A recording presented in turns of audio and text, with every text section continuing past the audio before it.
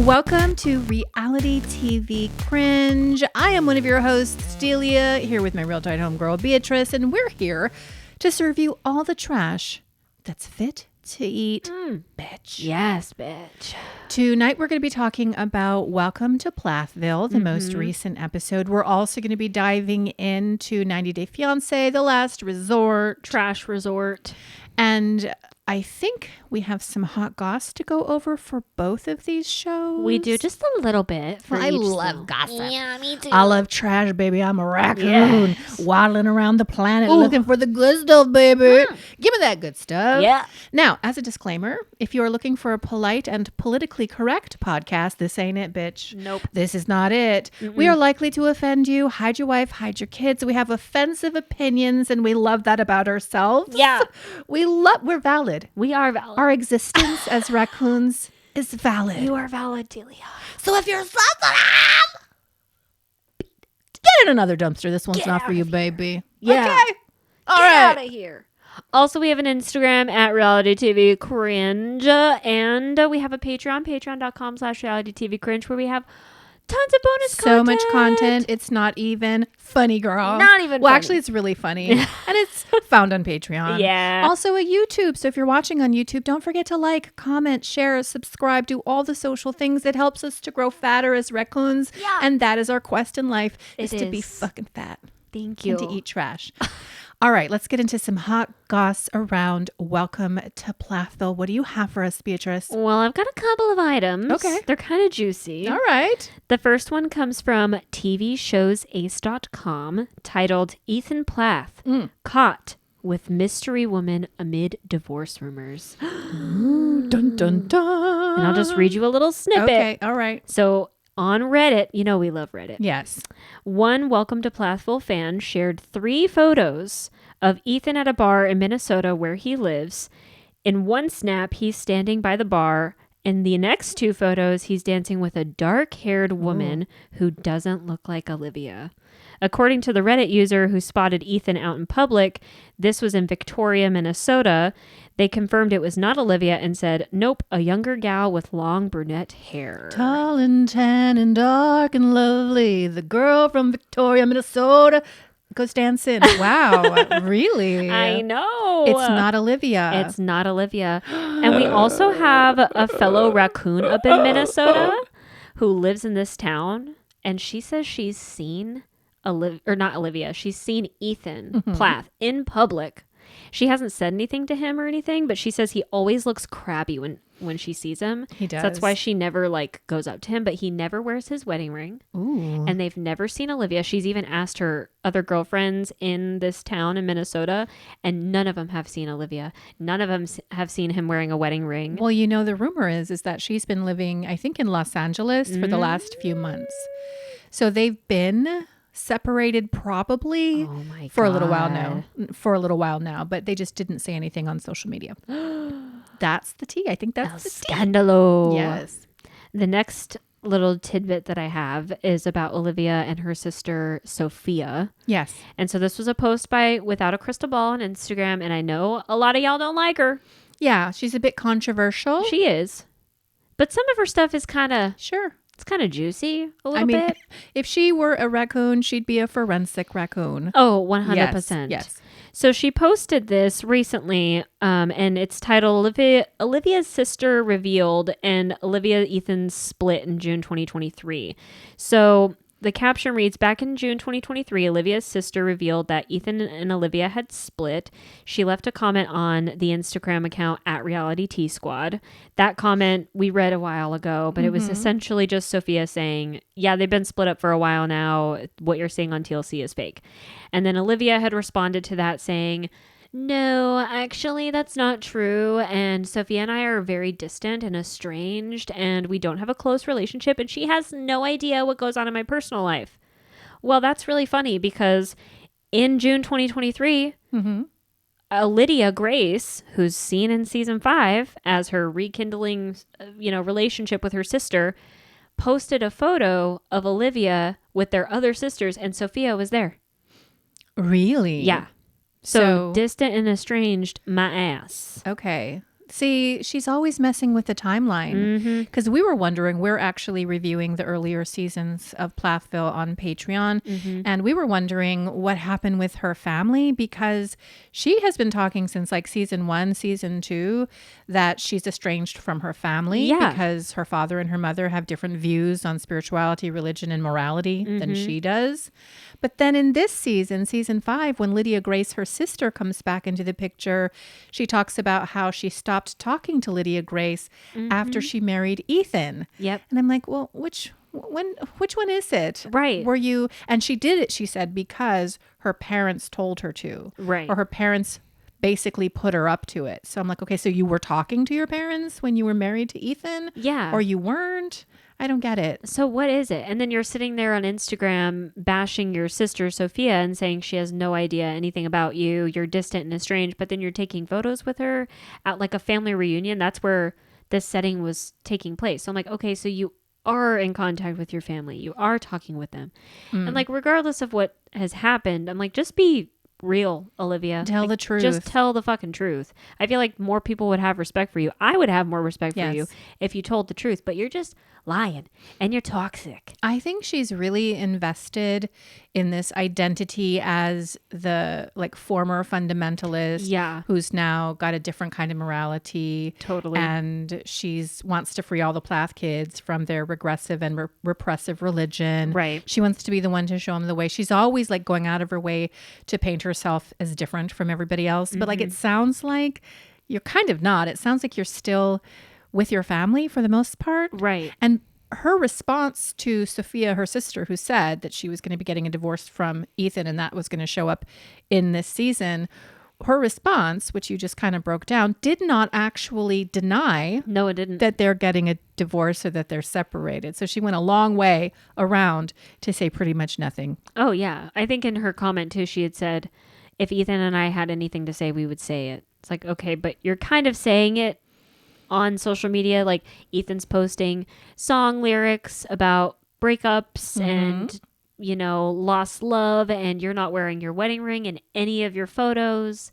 It's just a little strange. It would be really easy to just say, we're absolutely together. Yeah. We've moved to Minnesota. We're happy. You know, we're married. Right. But she didn't say that. He hasn't said that. And now we've got photos of him with some chippy in Victoria, Minnesota. I love it. I love I hope it. he can get his happiness back. Me a little bit of too. joy sparking in his life because he's so morose. I know. And Dead behind the eyes. I know. And if he's just like walking around crabby all the time, I'm like, it's because of Olivia. Yeah. I wonder, she probably left him then, huh?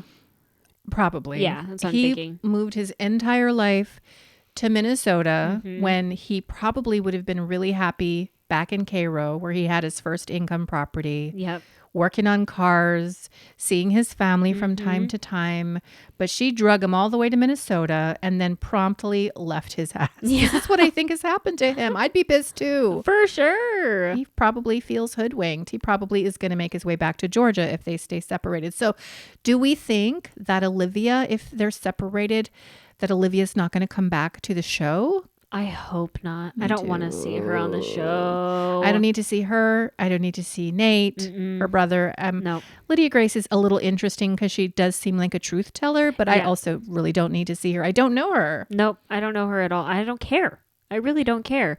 A lot of people on Reddit are speculating that this is probably going to be Olivia's last season because, I mean, what else are you going to talk about unless we're going to follow her on her single journey, which I don't care about. I don't care about it either. I think she thinks we're going to care about that. And I don't think so. And I don't know if you're going to retain viewership doing something like that. It's just like if Sister Wives turned into predominantly Cody and Robin, I'm not fucking sticking around for that. I will because it's my job. Yeah. But I'm not going to want to. I would rather see what's happening with the OG wives and the whole family together.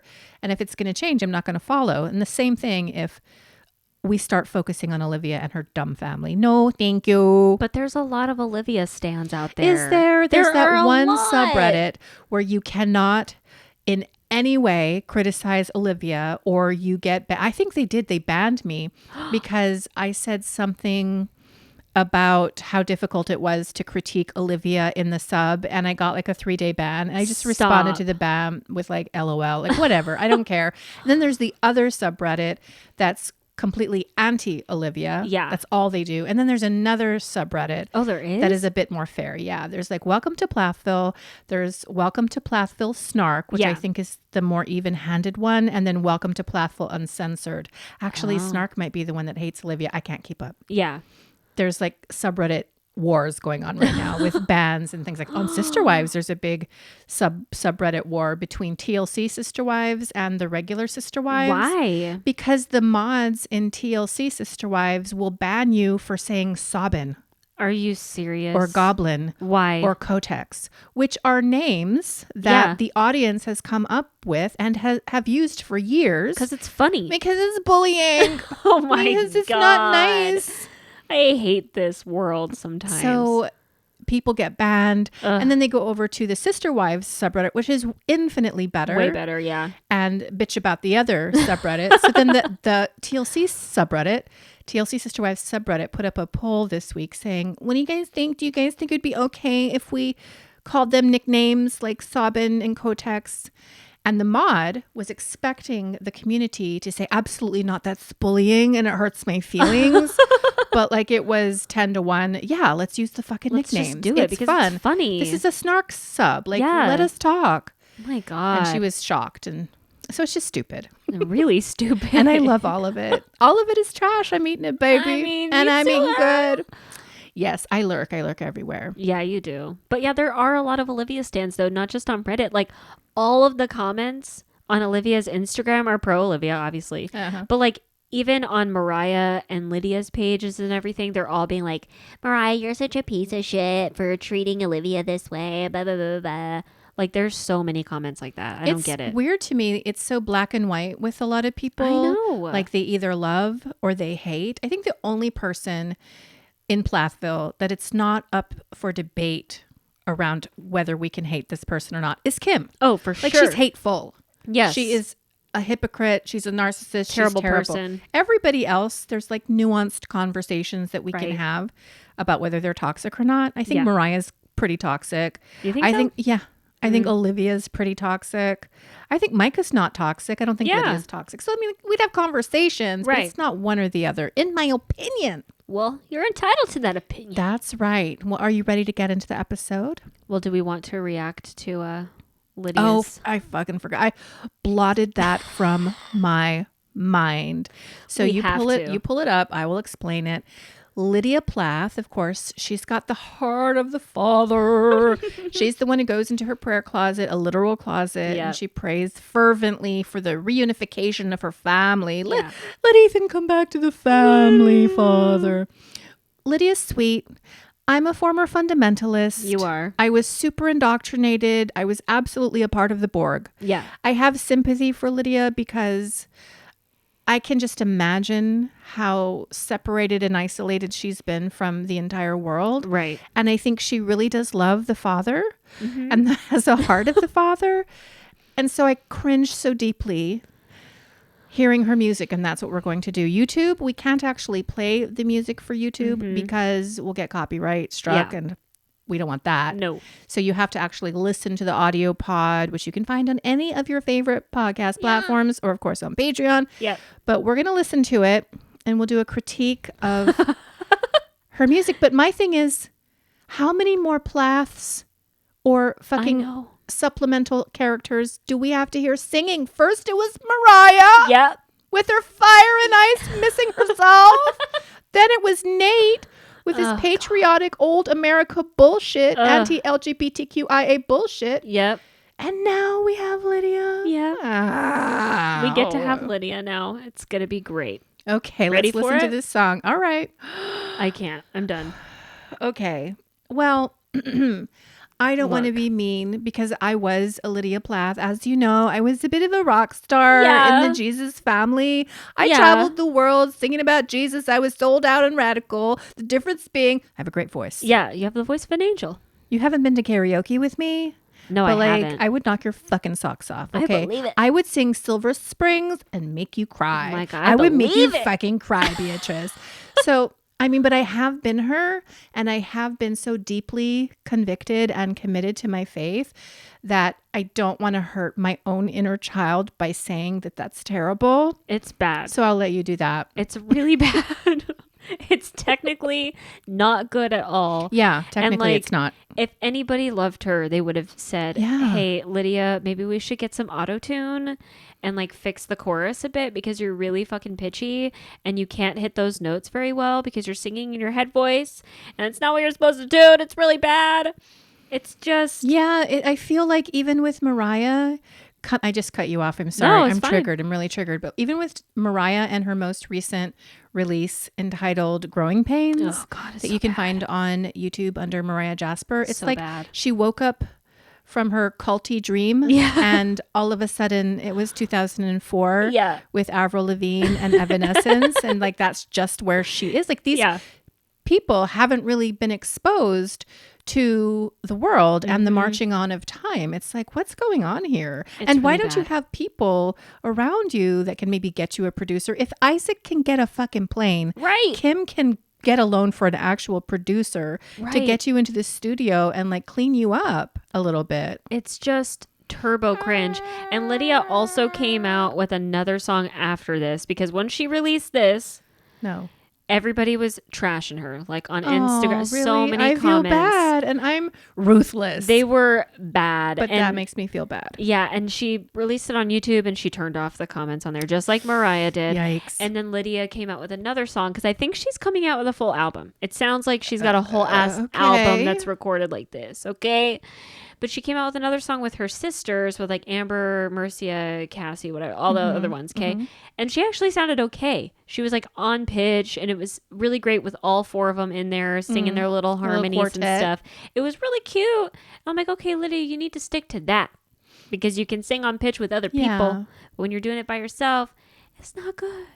These are traveling Christian musicians. Yeah. Hosanna, the eldest child, I think she's older than Ethan, is married to somebody and they travel around church to church to church. Yeah. I think she plays fiddle or the piano or something. Something like that. And they sing and I'm just like, stop at this instant. I know. Stop at this instant. But I guess in the church community, maybe it's fabulous. Maybe she's leading worship and it's great.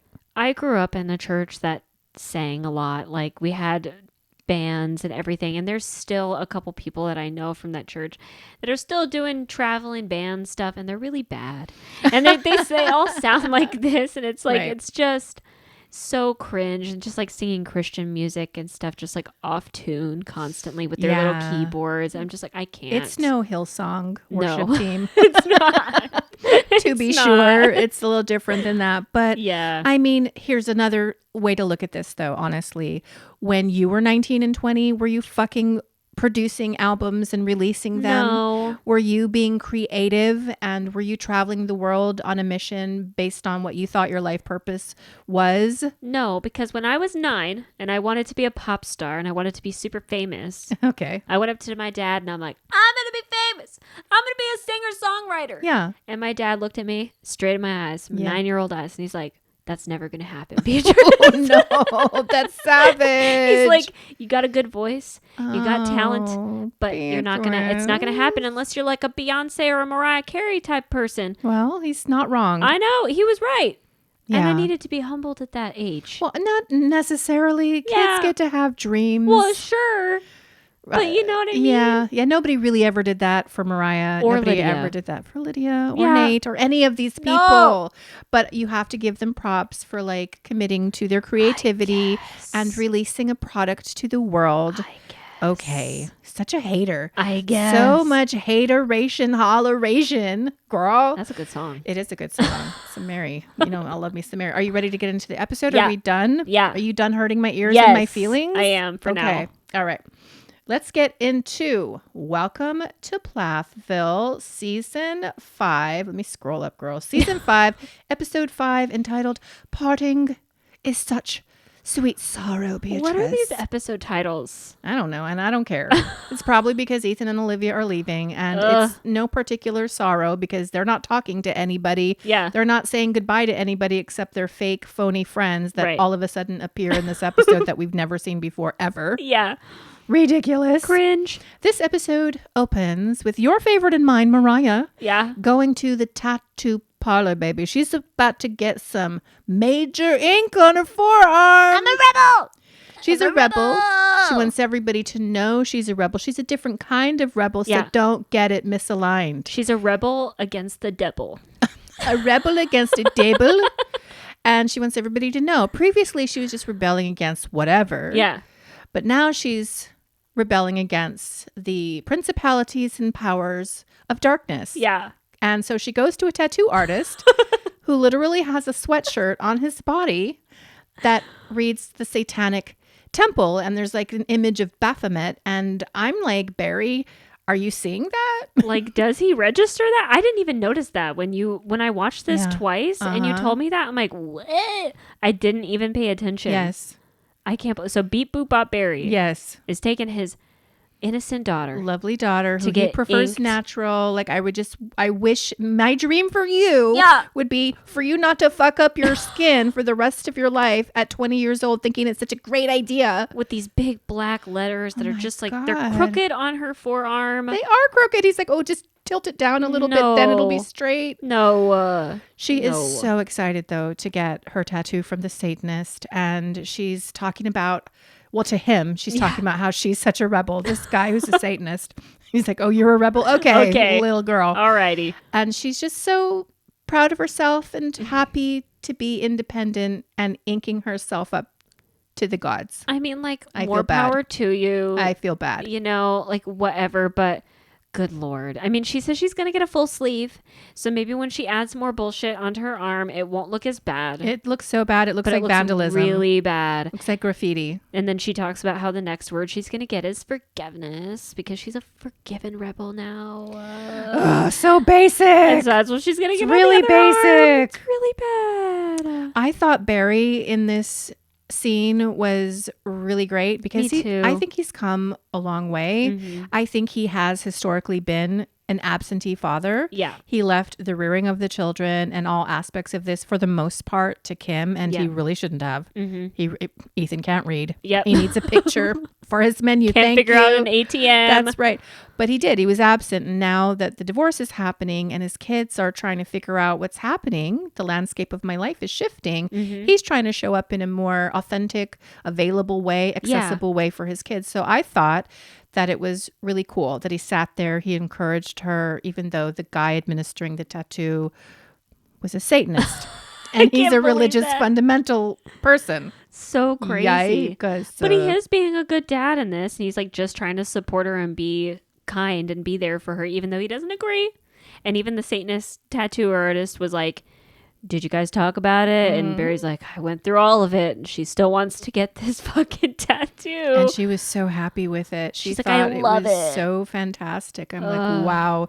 I can't imagine when you're 35, 40 years old. And what's up with all of the word tattoos? I mean, I know that you can put words on your body, but like words that are labels for who you think that you are, that's are cringe. Cringe at the top level of cringe. It's the 1% of all cringe is that shit. Yeah. It's like pretty.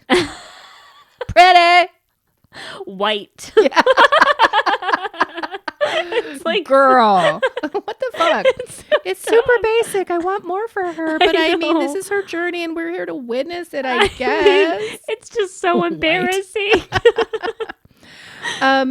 We then bop over to Los Angeles where we see Mykal going out in the town with a whole new group of friends. New TLC casted friend group. What happened to his pantheon of nerds from last season? Better. I liked them a lot. They were a lot cooler. Why can't they be on the show? Yeah. So he's got this chick named Allie who's 100% a lesbian. I clocked her within 1 second. Me too. I'm like, okay, what are you doing? Okay, why are you here? Dating Mykal, sort of? And she's like, I think Mykal's attractive. I'm like, yeah, he is, but are you actually Are attracted you into to him. it though? I don't think I you feel are. like you're not into it. It's okay if you're not. We have another chick. Her name is Sydney, Yeah. and he met her on the dating app. And then we have two rando dudes who are just there to also be fake new friends of Micah's. NPCs. Yep. And in this scene, basically, we're just talking about we're shining a light, I guess, on Micah's values. Yeah. Like what he wants in a woman. She's got to be hot. She's got to be hot. Top priority. Hot. She's got to be hot. He also envisions himself marrying one day, having children. He would be open to dating a single mom with a young kid. Blah, blah, blah, blah, blah, blah, blah, blah. Nobody cares. Really, I think this season, what's happening with Micah is we are building up to him deciding whether he's going to stay in LA or relocate back to Cairo. Yeah. Because I don't know how modeling work is working for him. Yeah. I don't really think he's got a lot of it. Probably not. And he probably doesn't like it either. It's such a vapid, terrible industry. And I think he talks about it in this scene or in the preview, I forget, where he's like, I like modeling, but I don't like the insecurity part of it all. What does he mean by that, do you think? I wonder if he's feeling insecure about himself. About just his looks and whether he's good enough kind of a thing? Probably. Okay. Yeah, because he has been working out more and trying to get the gains and everything. So, I mean, he's an LA 7. yeah. He's a Cairo 200. Oh, for sure. Isaac is a Cairo 200. Yeah. Oh, Even for Ethan sure. is a Cairo 10. Yep. So, yeah, he would have probably more influence in the dating pool if he did go back to Georgia. Probably. But that would require him to give up on his dream of modeling. And he's got to have a better dream. I mean, please. You got to have a better dream for yourself. These Go kids back are so to naive. rearing cattle and Yes. farming, working with your hands. A simple life. I mean, they're really spending their TLC money, though, They on their are. apartments that they use, I guess. I mean, even Mariah's got her loft apartment. I'm wondering how much that's costing her. Oh, it's probably I want to know expensive how as much fuck. everybody's getting paid in this show. Me too. How much is Mariah getting paid per episode, do we think? I don't know. It can't be as popular as Sister Wives. It can't be making $25,000. But it's been on for 5 seasons. Yeah, but Maybe it's 25,000 split amongst the adults, like that's 5,000. still not a lot, though. 5,000 per episode. I don't know. Well, maybe per episode times 12. Times 12. And so you're making like 60 G's or I 75 guess. G's each person per season. And so maybe you use that to get your apartment. I don't know. I'm trying to figure out where are you going with all this? Yeah, I wish they would tell us the coins. Moriah with your singing, Micah with your modeling, Lydia with Ethan your with singing. your old cars and stuff. Like, I just want to know what we're doing here. Right. I want that too. But they're not going to tell us. We're not getting it. After LA, we move on over to the Plath family home where Kim is arriving in her leopard print outfit. And we're going to have a convo with the kids about uprooting them from their life again and moving them into a income property that they own. What did you think of this scene? Well, so I guess they're going to sell this big house that they literally just bought, but I'm sure this is like at the height of the market. So of course they're going to sell it and get some profit probably. And then Kim is going to take over one of the rental properties or something. Barry's going to move into another rental property. They still have the farm. She still lives in the ballet studio apartment. And then this is where Kim and her talking head tries to pretend like she's a human with real feelings. Right. And she pulls on her best Robin Sobbin performance and tries to cry but doesn't. Almost a tear, Almost but a not tear. quite. And she says, it's really hard for me to see the family break up like this. And I wish it didn't have to be like this, but it is. Right. It's like, it is because of you. It's because of you. You're like 100% the problem. I look at little Cassia and I look at little Mercy and even Amber, and I'm like, these kids are so young. They've had the structure of their entire life just yanked out from underneath them. And Kim's just sitting here like a sociopath, like, but some change is good. Your kids are wounded, deeply wounded. You fucked everything up. And we already know you are fucking Ken Palmer. Exactly. You were probably fucking Ken Palmer before you told Barry that you wanted a divorce. And the reason you weren't even willing to go to counseling after almost 30 years of marriage, Beatrice, was because you were already under some other guy. So you're already over Barry. It's so unfair. It's so gross. And she's just sitting there smiling on the couch, assuring all of their children that we love you. We're going to be here for you no matter what. And I'm like, if that were true, you wouldn't be doing this. Right. You would not be doing this at all with your fucking leopard print outfit, trying to act like you're all sexy. Is that what that was? I think so. I'm really? I think so. All it's right. her version of it.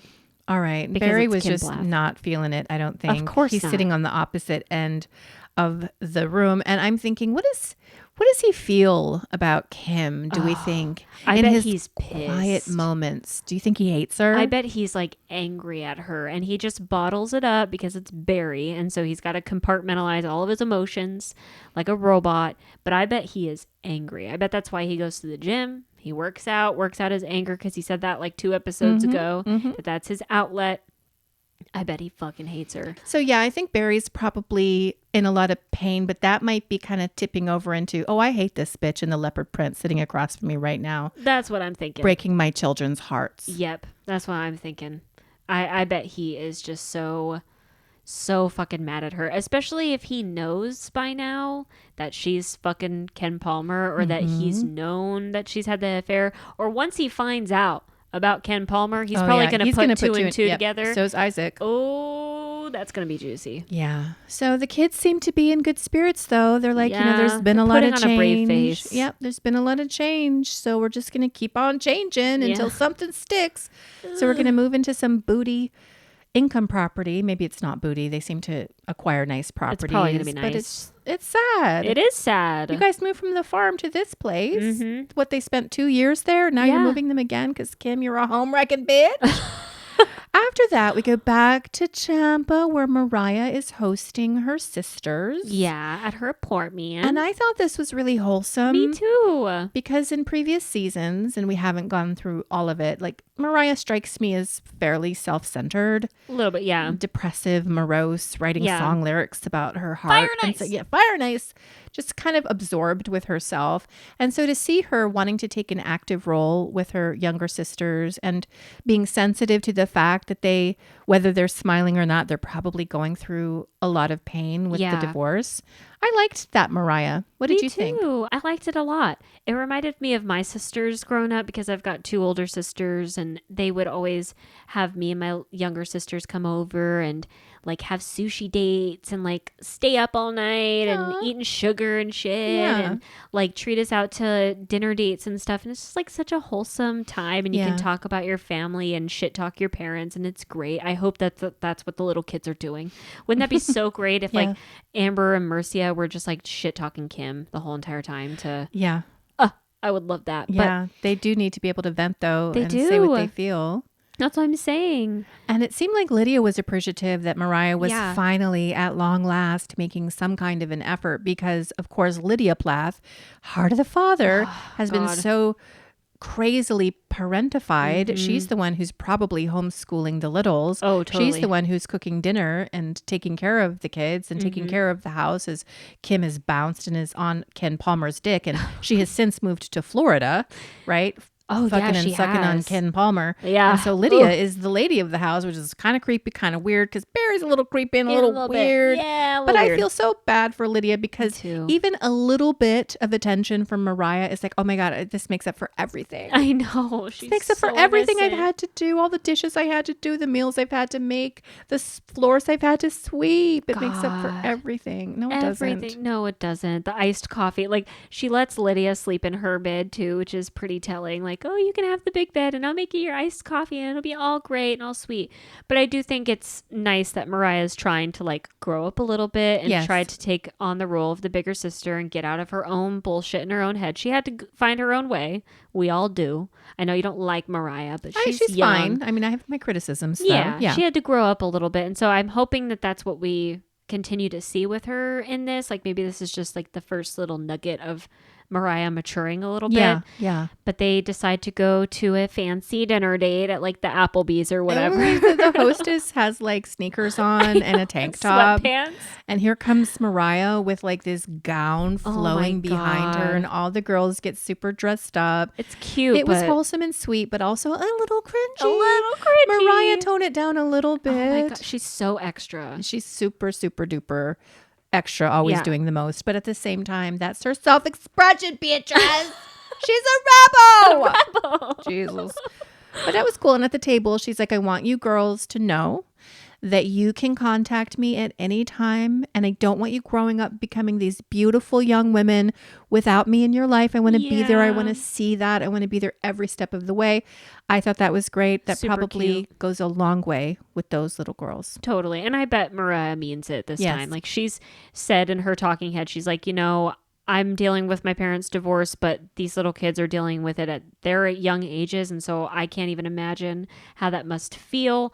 And I just want to make sure that they know that I'm there for them. I'm like, oh, I love that. They need that. And they're not getting that from Kim. Nope. The reality is that Kim should be doubling her efforts with all of her children. She should be around twice as much as she was before. Yep. But she's pulled back so much. It feels to me like she's around maybe 10% of the time. Oh, she totally is. And the rest of the time, everybody else is picking up the slack. Yep. And Barry's being the mom and the dad and trying to be more attentive to the kids' needs. Because you've seen that in a couple episodes prior to this, that he's trying to like actually get to know his children and be more present, because Kim is not. She is so selfish and only cares about her own pleasure. Ew. With Ken Palmer. And that's all she's doing. Sucking and fucking. Yeah. She's all about herself. It's gross. She's going to find herself in 10 to 15 years with her kids having gone no contact with her again, but this time for the right reasons and with like clear eyes. And she's going to totally play the victim. I was there for those kids. Yep. I did everything for those kids. I cared about them and their well-being. Okay. Yep. They're going to be gone. Yep.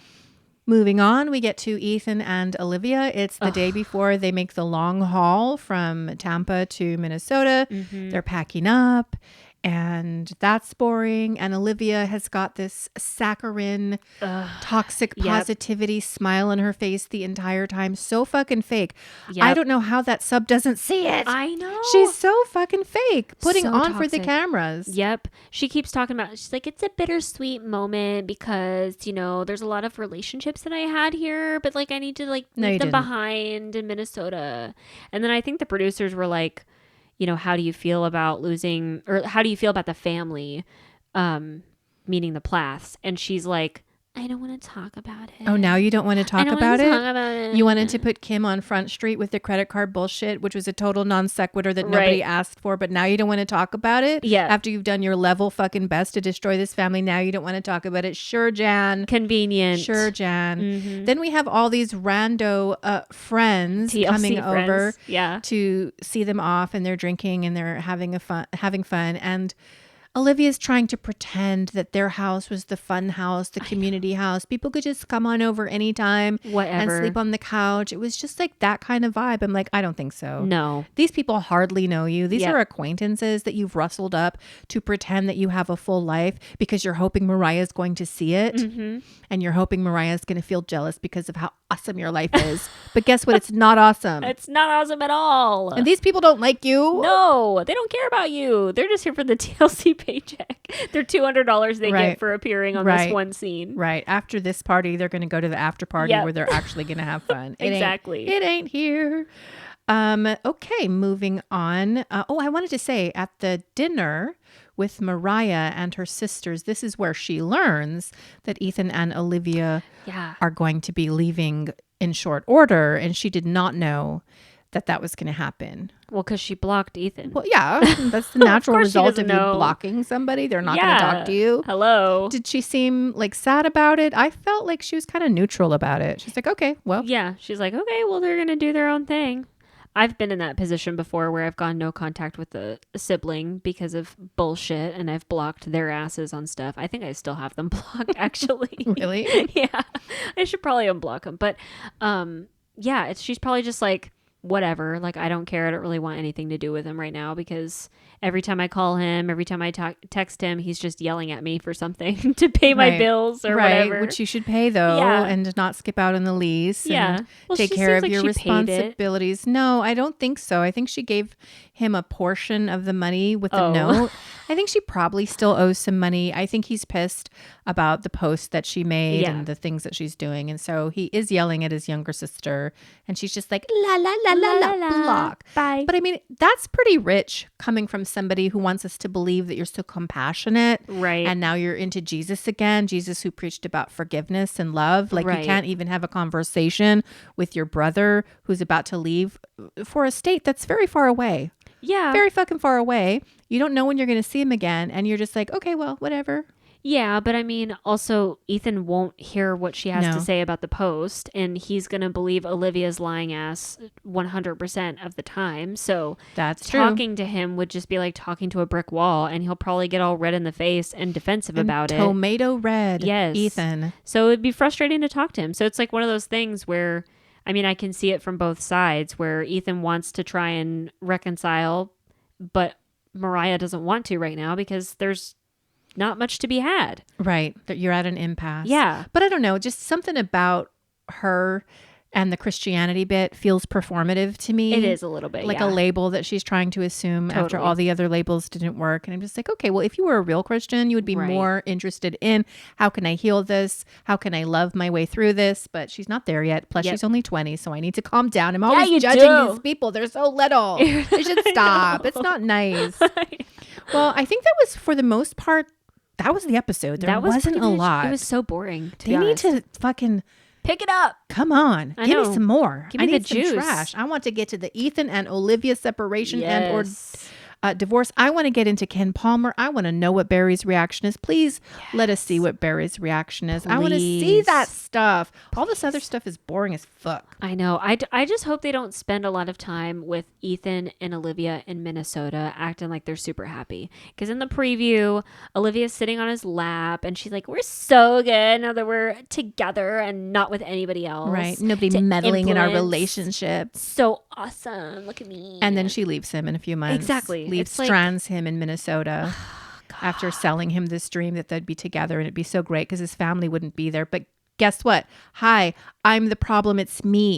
You're the one that is an issue. And so is Ethan. I'm not saying Ethan is not because he can't fucking talk for dick. Yeah, for sure. Doesn't know how to open his mouth and have an actual conversation and try to get to the bottom of any of his feelings. He'd rather just blame or shut up. And I hate that about him. Of course. But it's going to be a travesty. Oh, totally. And he's alone stomping around Victoria, Minnesota because she left his ass. Yep. And did you catch when they were talking about moving up to Minnesota and he was mentioning how it's going to be really great for her because his grandparents, Barry's parents, love Olivia a lot.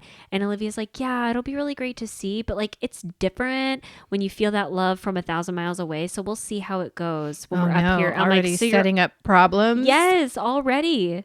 Oh no. But I'm like, these people actually love you allegedly. So why are you trying to like throw that in there of like, well, we'll see. We'll see how it turns out. Because she's always been the drama. Like Lydia Grace gave us sort of a window into that behavior when she was talking about how Olivia would check her fucking phone. And if she got a text from a boy, she'd run down to her parents. She was always narking on Lydia Grace. She was always instigating drama. And what happens is when you're built like that, or when you're in the emotion and the energy of that, and then you come out of it, you look for ways to substitute it with something else. And so you start creating it. So she's not used to actually living a drama-free life, even though she says she is. And life is great. We have so many friends and families back. She's not used to not being the drama. So she will not be able to help herself when she gets to Minnesota or wherever she goes to create more of it. Oh yeah, I know that type. I've got that in my own family, and that's why I don't talk to them no more. You don't need to, honey. It's toxic AF. Yeah, it is.